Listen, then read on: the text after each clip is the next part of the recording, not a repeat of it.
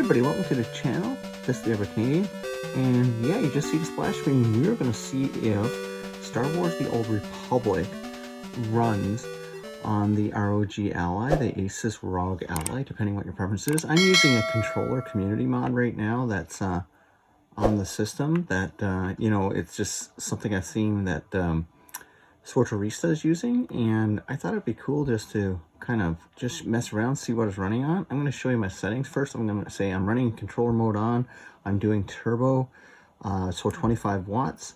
I am going to put on my FPS counter on so you can see that. Just drag that over here so you can kind of get a good view of it right here. And this is the newest update to Star Wars: The Old Republic, and I've got it. Usually I decide to put the graphics on ultra settings just to show you what it looks like, and it's right now the frame rate's at 20 frames per second, so obviously it's not running very optimal. So I'm going to try to go down a graphics level. We'll go down to very high and we'll apply that, and we'll see how that works. Now this game is not optimized well, so you've got to jump in frame rate right away to 25 frames per second. This game is poorly optimized, so let's see it now. Running at 25 frames per second. Let's target this guy right here. And I've got my bars set up, so I'm gonna probably die here because this is an end zone on boss. Yeah, I'm gonna die here. I'm gonna do some charging. I'm doing my buttons are labeled to, as you can see, I'm gonna die. So yeah, this game is not meant for controllers, but you know what? The fact is, you can have some fun playing. I'm gonna res. Look at that. People say this game is dead, but it's not. Look at this community guy resing me up. Look at that. Isn't that nice? Thank you, sir. Thank you. That is really nice of you. So yeah, going to put my little shield up. And this is a smuggler too. So this is kind of like, you know, the fact that it's running at 25 frames per second, probably not something I want to do. So Ultra didn't work for me. Let's go down and go down to one little setting down and go down to high. Sorry, like that. Again, I recommend making your own, there you go. Now we're running at 36 frames per second. So there you go, on high. I highly recommend making your own user settings on this game. I think you'll be better off that way. There you go. So cool. And let's go to the fleet. We're going to go to the fleet and check it out. So this is a high level zone, and really it's hard to just stay alive here right now, and I'm not really geared. I haven't done any of the content. I'm going to go and run around the fleet for a little bit. And I should remind you to please subscribe, smash that like button. So right now, the console is a really good frame rate at high. So that's good news. And you can see this is a highly populated area.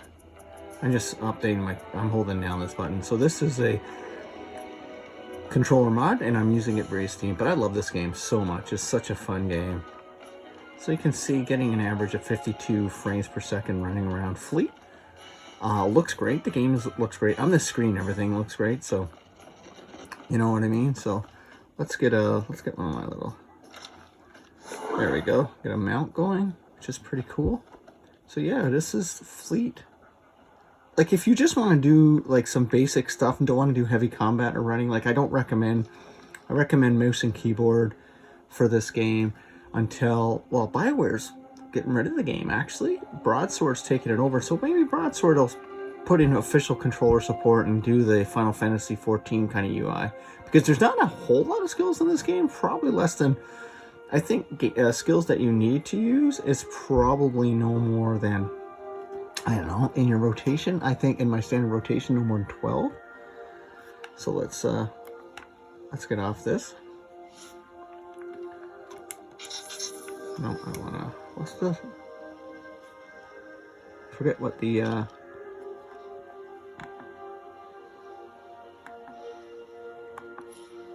that's not it. Oh, there we go. Let's go to, gotta get,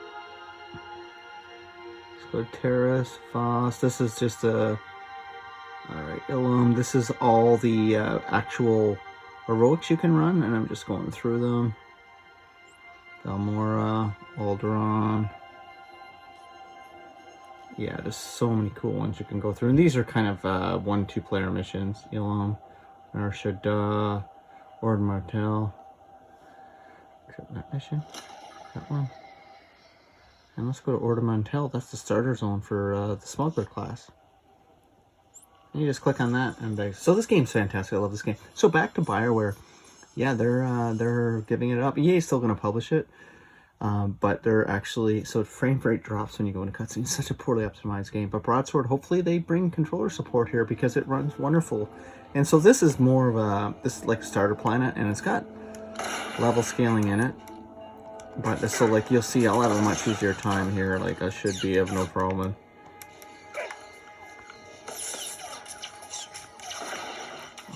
This out a little bit. Oh, I'm gonna die though. If I die, there you go.